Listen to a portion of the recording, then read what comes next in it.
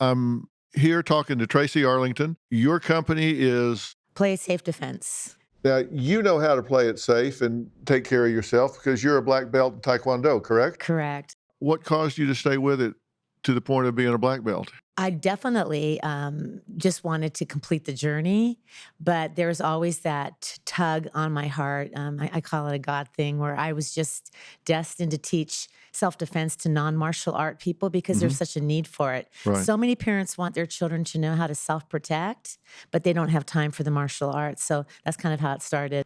All right, so tell me about Play It Safe. What is it you guys set out to do? What's your mission statement? Our mission statement is to teach children how to self-protect, teaching them the ABCs of self-defense, awareness, boundaries, and the Chihuahua confidence to set the boundary, but in an age-appropriate way. So we teach kids as young as 4, and of course, we're going to teach them a lot different than we would a teenager. But the kids get that whole concept. If a Chihuahua can bark off a big dog, they can too. So Right. their biggest weapon is their voice, and that's what we really want to teach them to use. Define Chihuahua crazy for me, because that is a great concept. Well, it's not the size of the dog of the fight. It's the size of the fight in the dog. And we all know how annoying Chihuahuas are. So they're Right. annoying, they're feisty, they're loud. And that's basically what we teach children. So if a stranger grabbed them, God forbid, we teach them to go to the ground, have a self-defense temper tantrum, and go Chihuahua, attracting attention. Okay. Now, if someone that they don't trust actually comes up and reaches for them, grabs them, you say the first thing to do is go to the ground. We have plan A, plan B, plan C. Plan A is stranger talks to me. I don't have an adult, so I'm going to run to safe people, and then we define who those safe adults are, and yell, stranger, stranger, 911. Plan B is they grab me, I'm going to strike, break away, and run. Plan C is go to the ground if they're being picked up. So plan A Plan A, is to use your feet for self-defense and run away. and yell to safe people. Okay. Correct. And how do you define safe people for these kids? Moms with kids, families with kids, groups of people, even if you don't know them, groups are safe, and then an employee, but make sure that the worker is working. What age can a child understand what you just said? 4. I believe it's 4. And, Okay. and the number one advice that I would love for parents to remember is we need to stop teaching our children don't talk to strangers. We need to tell our kids don't even stop and listen to strangers, because once they get closer than about 20 feet, they can be scooped up. All right. Now, that's a great point. It's not just don't talk to strangers, don't listen to them, don't listen. stop and hear what they're having to say. If a stranger's talking to you, keep on moving. Exactly. Okay. Right. If someone is approaching them, run and start yelling.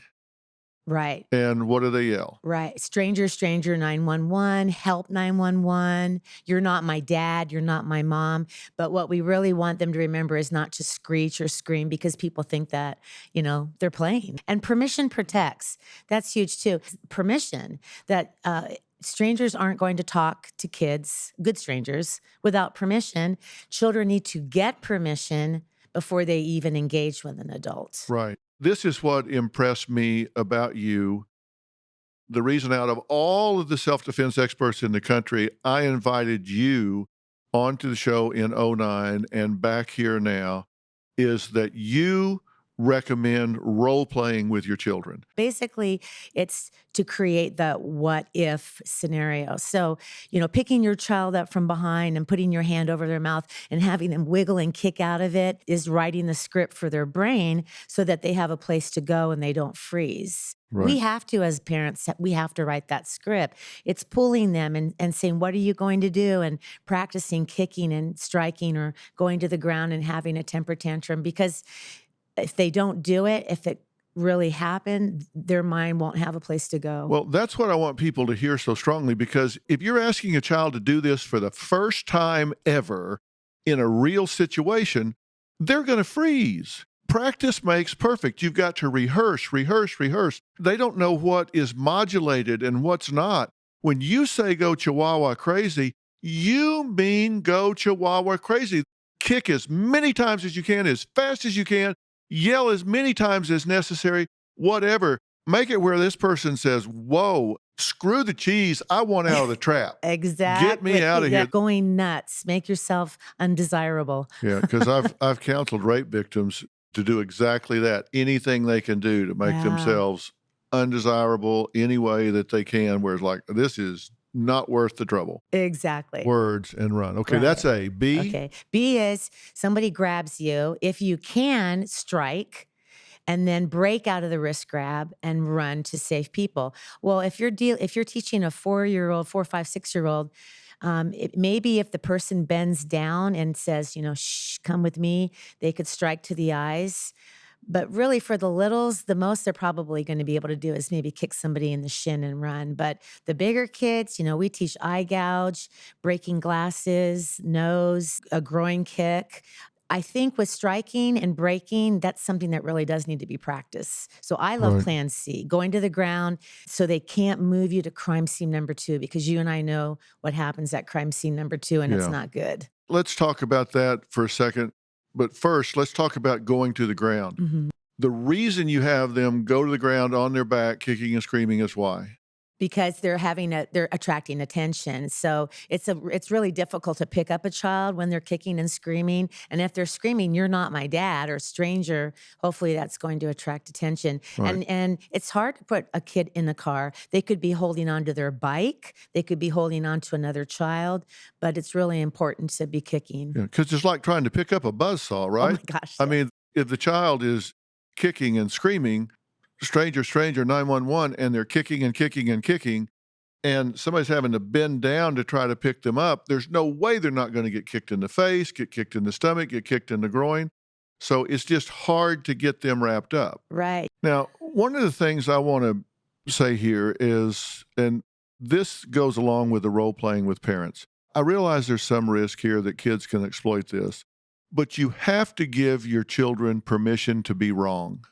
Correct. Okay, so if a child misreads a situation, and so they kick, yell, scream, go chihuahua crazy, and it turns out it was their Uncle Bob who mom sent over, and mom needs to come up with a better plan.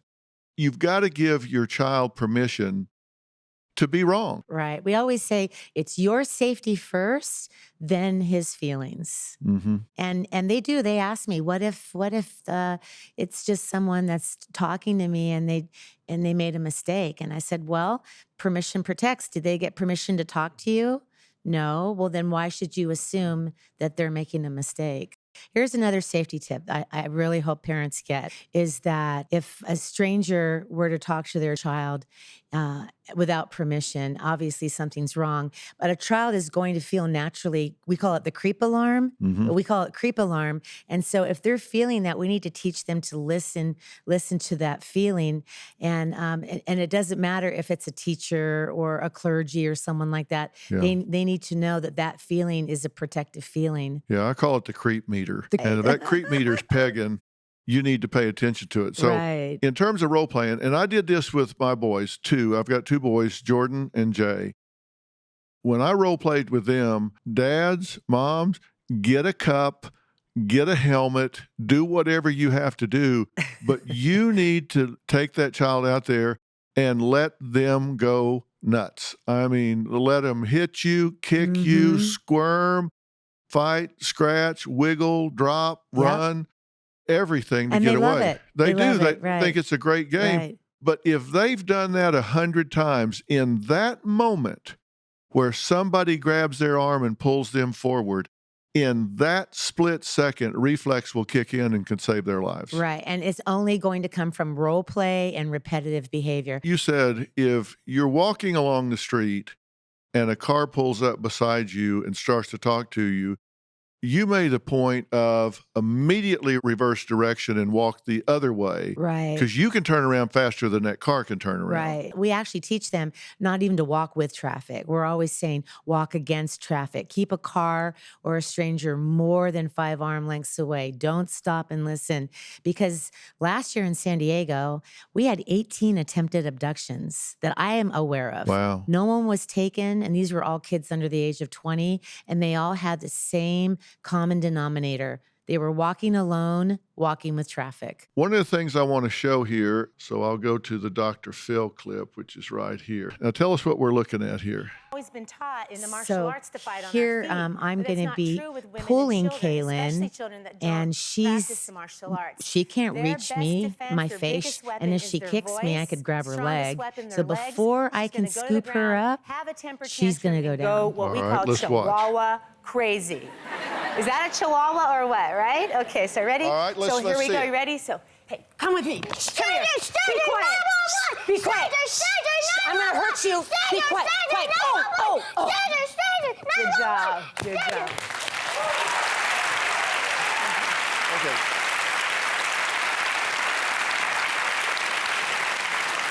Now, the whole purpose of getting her on the ground is what? So she can't be picked up. It's harder to get her up and picked Especially if up. there's a car involved. I mean, how many of you have tried to pick up a 2-year-old who's having a temper tantrum? Yeah. Can you imagine, Dr. Phil, if this were a woman or a teenager, in fact, it's even more difficult. Right. And very common with We're going children. to have this Can I little show girl's you going one to try more it for the technique? first time, Is this right? one. Right, So let's say exactly. she's walking And she alone. picked it up like We that. don't want to be walking alone. Somebody pulls up in a car or they come up behind her. And it's really important we teach our children when you walk by a stranger, always look over your shoulder, know where they're at. So let's say she didn't do that and this happens. Oh, That slippery fish, wiggly fish. be quiet. Good job. All right, good. Right now. All right. Now, this is what parents need to role play, is right? it easy? Exactly Am I what you're doing pronouncing it right right? here. Easy Okay, peasy. what do you They think love about it. this? Turn it into Yeah. a game. I think that Right. every child should do it if they see a stranger. Do you think you could do it? Yes. You think you could do it right now? If she grabbed you, you think you could get on the ground and start kicking and screaming? Yes. Well, let's give it a try. Okay. All right. Evie, have you ever had That a was the temper first time she tantrum? saw that. Oh, good. Good. All right, here we go. What I'm going to do, the minute you feel me touch you, don't let me pull you. I could be pulling you into a car, right? So you're going to drop on your bottom. You're going to kick, go chihuahua crazy, kick and scream. And I want to hear stranger, not help. Because if adults hear you scream help, they might think you're playing. Okay, you ready? All right, here I come. Turn around, face me. So, hey, come here, little girl. I want to talk to you. Come here. Hey, what are you doing? Stranger, 911. Hey, stop it. Stranger, 911. Stop. Stranger, Good. 911. Excellent. That was awesome. Yeah. She watches it one time. Amazing. That's what I want parents to see. This little Yeah. girl observed this one time Uh-huh. and role played it. And the difference between even one practice session and no practice session can be life or death. Yeah. But I've always preached, do not let someone take you to a second location. If you're going to make your fight, you make it right here, right now. Uh-huh. Do not let them take you to a second location. You agree with that? It's the difference between life and death. I've always been told you have a 1% chance of coming home alive if you're a child, and most child abductions happen anywhere about 3/4 of a mile from home. You say if they take you to a second location, you got a 1% chance of coming home. Correct. Yeah. I don't like to, when I teach children, I don't tell them the hard realities of course. life. They always Just say, tell them Mrs. what A, not to do. Yeah, why would a stranger want to take me? And I always say this, because they want you to clean their toilets for 20 years. Yeah. And they go, I knew it. Yeah. So Yeah. then, of course, as they get older, we tell them the truth. Did you hear about the Slurpee defense last week? No. So 4 girls in Michigan, 11 and 12, were coming out of a 7-Eleven. 2 had Slurpees, 2 had iced coffees. A guy targeted the smallest girl, put his hand over her mouth and said, come with me and don't fight. And all 4 of them dumped their Slurpees and coffees on the guy. His mugshot, you can see the Slurpee all over his shirt. Yeah. And you should interview these girls. And guess what the girls said? You're going to love this. They said, where did you learn to react like that? My dad, he taught my sister and I self-defense, and he said, always kick, fight, and use whatever we have in our hands as a weapon. We just happen to have Slurpees. Oh, that's great. Isn't that great? That is so good. Yeah. You say that it's got to start early, and Mhm. there's a Department of Justice statistic. 83% of rape victims are between the ages of 12 and 25. Yep. It starts early, and that's why Uh-huh. you've got to get to these kids before they're in the target zone. 1 in 3 girls, 1 in 6 boys are sexually assaulted before they're even 18. 1 in 3 and 1 in Wow. 6. Yeah. Yeah. Yeah. 90% of women assaulted knew their assailant. Correct. So it's not always strangers. It can be somebody that you either work with, you've seen, you have some. It's not that you have an intimate relationship with them. Right. 25% of college women surveyed are victims of rape or attempted rape. Right. When these young women get on college campuses, maybe they're away from home for the first time and they think, okay, I'm on a college campus. This is an institution of higher learning. We're safe here. Well, the fact is they're in a target-rich environment. Right. And they may think it's safe because there are high principles there, but a predator knows there are women's dorms here. They will really start hanging around those areas, looking for the places where they can strike, particularly if they find someone alone. And that's not even talking about date rape for these young women that get away from home and get intoxicated for the first time and all of that. Right. They call October Red Zone Month. Right. Right. And Red Zone Month is because that's pretty much when everyone's, settled down. They've met people and now they're going to parties. And we all know that alcohol and date rape drugs are the number one weapon that's used on anybody. And so we have to tell our girls, being alone, being distracted, on your cell phones. And of course, that's going to put a target on your back. But that drunk girl or that girl that's been drugged, she's the easiest target of all. And one thing I want parents to discuss with their college-bound students, did you know house parties are a lot worse than a frat party or a sorority party? Because fraternities and sororities tend to have to go by the rules. Sometimes they won't even let you in if you're not on the guest list. But a house party, people come in from outside of the universities. They might not even be a student there. Right. They rape a drunk girl. And we can't even find the rapist because he doesn't even go to the school. Right.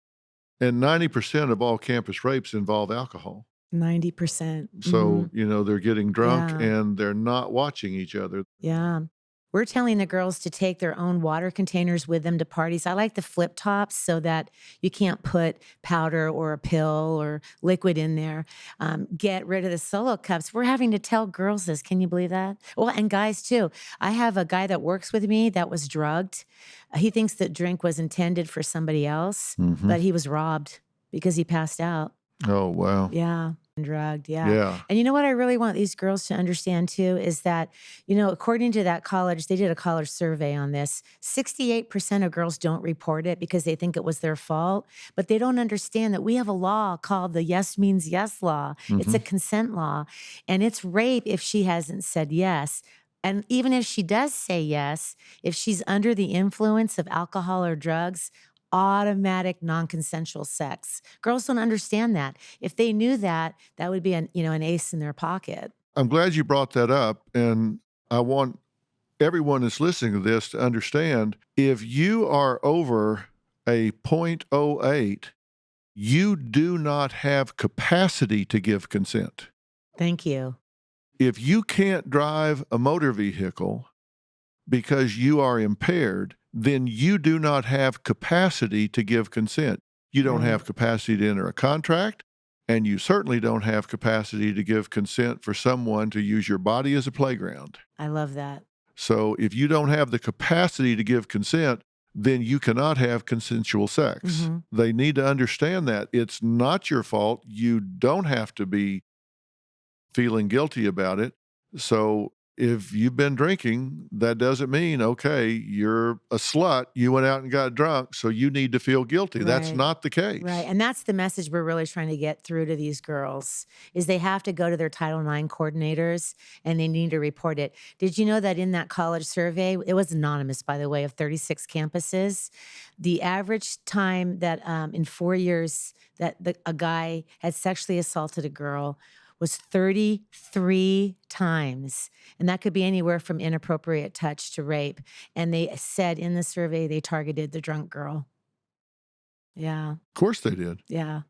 Now, you talk to these young women at college about how to protect themselves. This needs to be role played, right? But the first thing you have them do when somebody approaches them or grabs them is you have them strike. with the device Uh-huh. and then distance themselves, right? Right. Uh-huh. And that device could be a pen. It could be anything. Right. Exactly. Okay, so have this in your hand, have it ready, strike, distance, and again, use your voice, loud and authoritative, right? Exactly, right. And if you can run, because your strongest weapons are your legs, it's better to run, though, than to have to use them. Right. And what should they yell? You're on campus, somebody has approached you, they've reached for you, grabbed you, you make a strike, you get distance between you. If you've got the pepper spray, you use it. What should you yell? I still like help 911, stranger 911, but rape 911, that will bring the cavalry. Right. Yeah. Okay. Yeah, definitely. Your best defense is to avoid, right? Don't be alone Correct. on campus. Use the buddy system. Uh-huh. Stay with somebody Right. else. Don't be telling people on social media, oh my God, I have to go to the library tonight, because guess what? People might know you're alone at the library. Now you have to walk back to the dorm. So, be smart about your social media. And the thing I want people to understand is this just doesn't happen to other people. No. This happens to you. Right. This can happen to you. It can happen to your friends. And it's just so easy to say, let's go together. Let's walk together and let's take the long way because it's lit. Let's stay on the path. Let's do this. Let's call campus security to walk us. That's And what they're they there will. for. They will. They will. Uh-huh. They will meet you at the library door and they will walk you where you're going. Right. That's so very important. And report, because so many of the rapes that I hear about it's within the dorm environment. Do you know, Dr. Phil, it just happened the other day. The one question I ask girls, and it blows my mind that they don't know the answer to, is what's the difference between date rape and acquaintance? And they sit there and stare at me. They don't even understand the difference between date and acquaintance. So if you figure that that's the majority who's perpetrating these crimes, right. It's going to be within that college community. All right.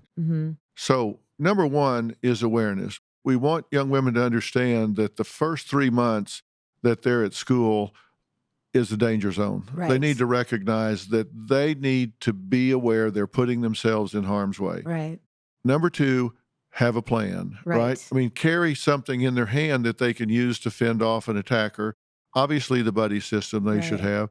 But if they get where somebody approaches them or grabs them, use that weapon in their hand. Like you say, even a ballpoint pen. You stab some guy in the collarbone right here, he's not going to like it. Right. Stab, then distance and yell. Use that voice. Absolutely. Use that voice. Yeah.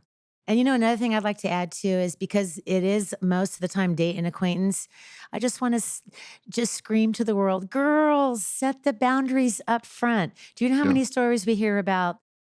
Girl goes back to the guy's apartment. She's drunk or she's been drinking. He assumes, then they have sex. She cries rape. And then he says, well, why did you come back to my apartment? Women, we need to, or moms, we need to teach our daughters and sons to say, listen, these are the rules. I mean, I'm going out with you tonight. Don't expect me to go back to your apartment. Or, okay, I'll go to your apartment, but that doesn't mean I'm going to sleep with you. Just set those boundaries from the get-go. Right. I'm talking to Tracie Arlington, and we're talking about how to protect yourself, how to get your children to learn to protect themselves. And now I want to talk about bullying. You, again, have some great, actually hands-on, specific advice for kids to use if they're being bullied at school. Right. So take us through that. Let's assume that we've got a kid that's being just tormented, verbally abused at school. We just recently had a young man that was 9 years old. He was gay at a school in Denver, Colorado. He was in school for 4 days and killed himself, reportedly because of bullying. Right. And we see this just so often, time and time again. Right.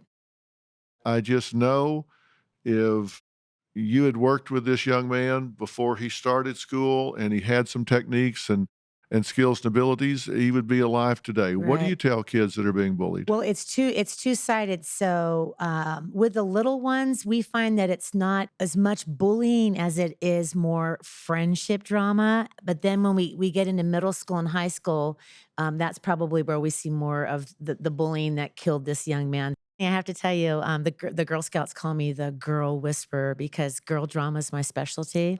And friendship conflict is probably what we see the most. So I would say the majority of parents that bring their kids into our class, it's to handle all of that. You're not my friend anymore.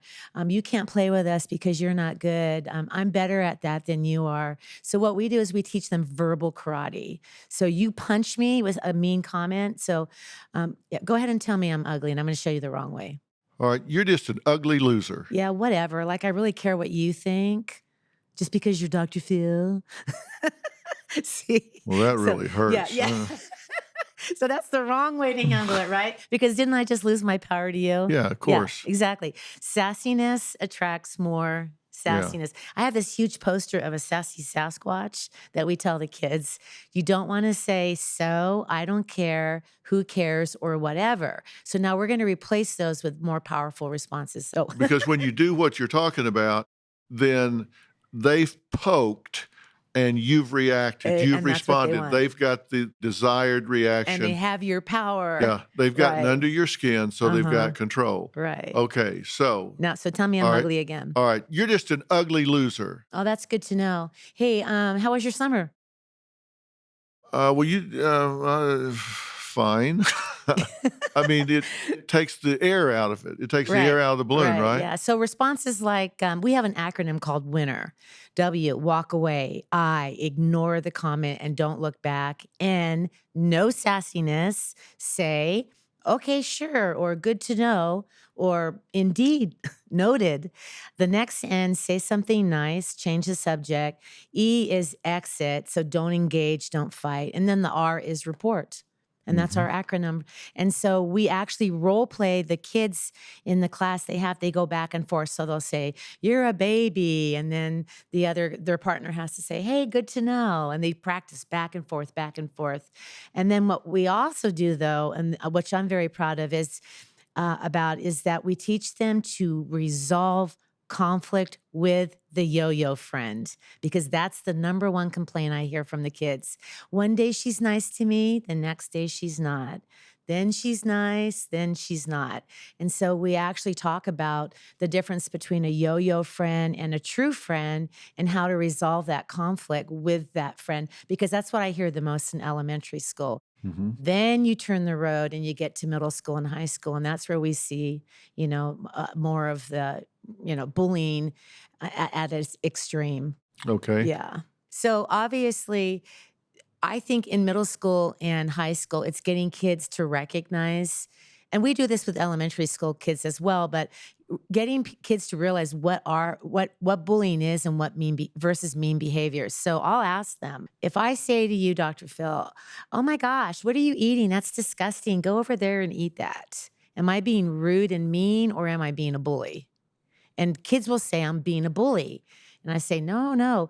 If it's constant, though, if I keep picking on you and I'm picking on you for some reason, but everybody else I'm nice to, so it's targeted, that's bullying. So getting kids to understand that, and then we list off every mean behavior that we can think of. And do you know, a lot of these behaviors kids don't even realize are bullying, like, embarrassing someone in front of their class, correcting someone, the eye roll, whispering in front of. That is a really disrespectful behavior. So we start listing them, and then the teachers, the feedback that we're getting is, once kids understand what types of behaviors could be considered bullying, that helps a lot. But dealing with an aggressive bully, someone that wants to physically hit you, the best advice that we have is keep a mean kid more than 2 arm lengths away so they can't hit you or push you.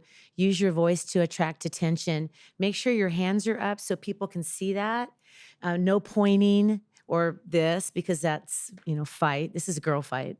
And noise attracts attention. And that actually happened to me in high school. And I used that, and it worked. I had 6 girls try to jump me when I was a senior in high school. And I wasn't even in the martial arts. So what have we not talked about that's important for parents to know? I think, I'd like to get back to the sexual assault prevention because 90% of the time it's someone that they know. One of my favorite resources is Mama Bear Effect. It gives parents language on actually how to talk to their children instead of saying, "Hey, what did you do today? Did you have fun?" It's like, "Hey, what did you do today that was fun? Did you do anything today that maybe wasn't so fun?" So getting more information out of their children. So what we do is we encourage parents, and we do this in our class, to actually role play a scenario where a little girl or a little boy goes to a friend's house and the big brother says, "Hey, come to my room. I want to show you, our dog just had puppies and I want to show you the puppies. They're in my room." And then we watch the child. We watch the creep alarm go off. Cube. STOP. Keep your hands away from me. A bad secret I won't keep. I'm going to tell when I feel creeped. That's great. Isn't that cute? I love that. Yep. And that's something that kids can learn and understand. Love it. Your singing career's just gone viral. I think I'll stick to the Chihuahua yapping, okay? Well, it's Play It Safe, and this is Tracie Arlington, and all of this is going to be on the website. I hope you've enjoyed this conversation, and I promise you have saved some lives in the last hour we've been talking. Thanks Tracie, to you. Thank you so much. Great to see you. All right, thanks. Okay.